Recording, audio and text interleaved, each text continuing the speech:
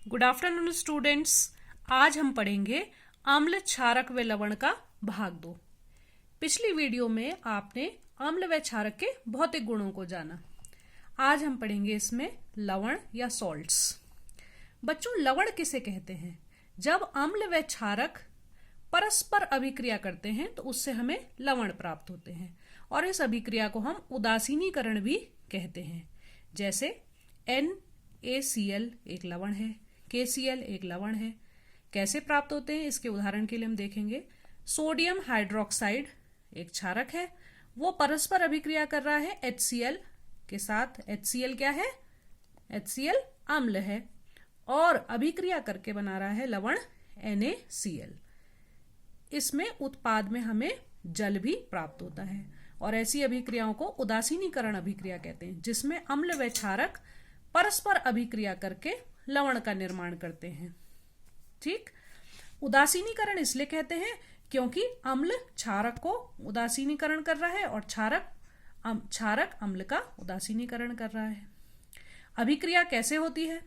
जैसे sodium hydroxide एक क्षारक है, इसमें सोडियम धन आयन क्लोरीन ऋण आयन के साथ अभिक्रिया करके लवण का निर्माण कर रहा है, और एक H दूसरा H और O H2O जल उत्सर्जित हो रहा है।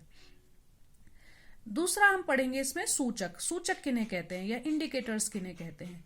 सूचक किसी दिए गए विलयन में अम्ल व क्षारक की उपस्थिति को दर्शाते हैं। कैसे? सूचकों का रंग या गंध अम्लीय या क्षारक माध्यम में बदल जाता है।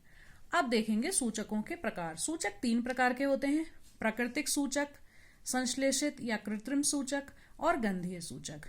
प्राकृतिक सूचक हम उन्हें कहते हैं जो हमें प्रकृति से या पौधों से प्राप्त होते हैं, जैसे लाल पत्ता गोभी या लिटमस आदि। संश्लेषित या कृत्रिम सूचक रासायनिक पदार्थ हैं जो हम लैब में बनाते हैं, जैसे मिथाइल ऑरेंज या फिनोप्थलीन आदि। गंधीय सूचक उन सूचकों को कहा जाता है जिनकी गंध अम्लीय या क्षारकीय माध्यम में बदल जाती है।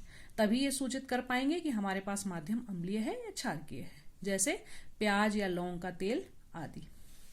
अब हमने एक सारणी बना ली है जिसमें हमने सूचक लिखे हैं, उनके रंग या गंध में परिवर्तन अम्ल के साथ और उनके रंग या गंध में परिवर्तन क्षारक के साथ।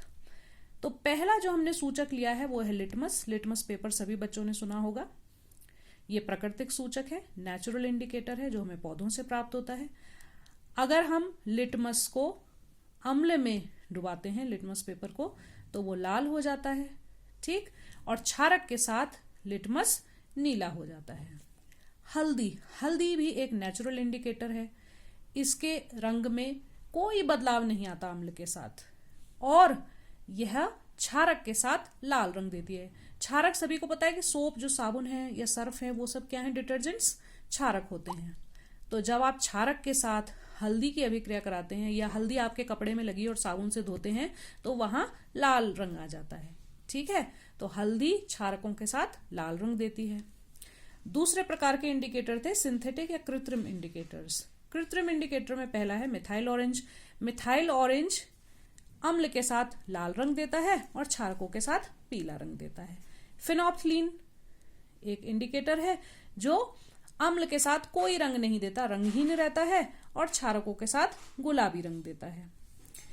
अब है ऑल्फैक्टरी इंडिकेटर्स या गंधीय सूचक, जिनकी गंध में परिवर्तन आता है। जैसे प्याज का रस। प्याज का रस अम्ल के साथ तीक्ष्ण गंध देता है, बहुत तेज गंध। जैसे आपने देखा होगा प्याज के रस में या प्याज में अगर आप नींबू निचोड़ दें, नींबू क्या है? अम्ल है, तो तीक्ष्ण गंध आती है। और प्याज का रस क्षारकों के साथ कोई गंध नहीं देता। ऐसे ही लौंग का तेल। लौंग के तेल की जो गंध है वह अम्लों के साथ समान रहती है, जैसे लौंग के तेल की खुशबू है वो वैसी ही समान रहती है, परंतु क्षारकों के साथ यह कोई गंध नहीं देता। तो आज हमने पढ़े सूचक और लवण। अगली कक्षा में हम पढ़ेंगे अम्ल और क्षारकों के रासायनिक गुण।